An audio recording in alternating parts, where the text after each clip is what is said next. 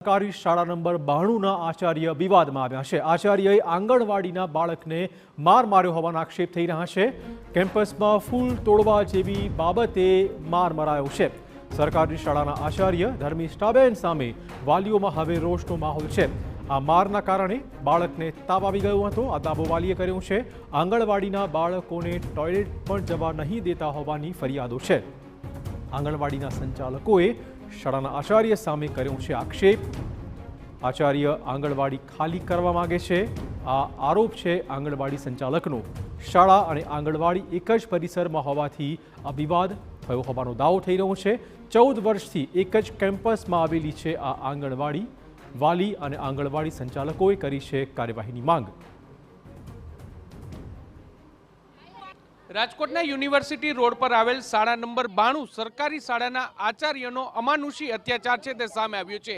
આંગણવાડીના બાળક છે તેમના દ્વારા એક ફૂલ તોડવાની તેને સજા છે તે આપવામાં આવી છે, જેના વિરોધમાં અત્યારે જે આંગણવાડી ખાતે જે બાળકો છે તે અભ્યાસ કરે છે, અહીં રમવા માટે આવે છે, તેના વાલીઓ છે, સંચાલકો છે તે એકઠા થયા છે। બેન, શું ઘટના તમારી આંગણવાડીમાં બની હતી અને શું બાળક સાથે કરવામાં આવ્યું? અમારા આંગણવાડીના બાળકોને બાથરૂમમાં જવા નથી દેવામાં આવતા। એ કે તમારે બાથરૂમમાં છીપીપી કરાવવા લઈ જવા મોકલવા હોય તો તમારી સગવડતા તમે જાતે કરો। વાસણ જમી લઈએ એટલે વાસણનું પાણી કે તમારી સગવડતા તમારે આ સરકારી જમીન છે, અમારી જમીન છે એમ કરી અમને કેવો આટલો કેઠવાડો હોય તો અમારે એની કચરાની ડોલમાં અમારાથી નથી નખાતો।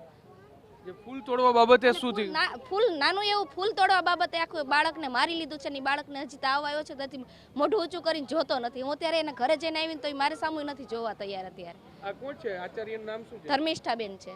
બેન, શું બાળકો સાથે કેવું વર્તન કરવામાં આવે છે? બાળકો માટે જરાય વર્તન સારું નથી કરતા। મારા છોકરાને સલટી દઈ દીધી। અમે ગરીબ માણસ કે અમે પ્રાઇવેટમાં સેફ ભણાવી શકીએ?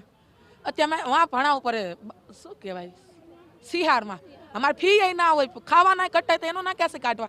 સલટી દઈ દીધી તો છોકરા હોય ગયો તો તમે ફરિયાદ કરતી એનું માટે ભણતો તો ફરિયાદ કરતી તો સલટી દઈ દીધી હતી છોકરાને। જો અત્યારે અમારે વાં ભણાવવો પડે। આચાર્યની દાદાગીરી છે તે સામે। બેન, તમારા દીકરાને માર માર્યો છે, શું કામ માર્યું તમારા બાળકને? ફૂલ તોડ્યું હતું એ માટે। ફૂલ તોડ્યું હતું ખાલી, એમાં એને ગાલમાં ખેંચો ગાલ, લાફો માર્યો।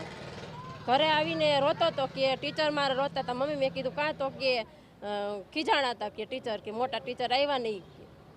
એમાં થોડીક વાર થઈને તો તાવ આવી ગયો એને। બેન, કેટલા વર્ષથી અહીં આંગણવાડી છે એક જ કેમ્પસમાં? કેટલા વર્ષ? 14 વર્ષમાં 14મું વર્ષ બેઠું અહીંયા।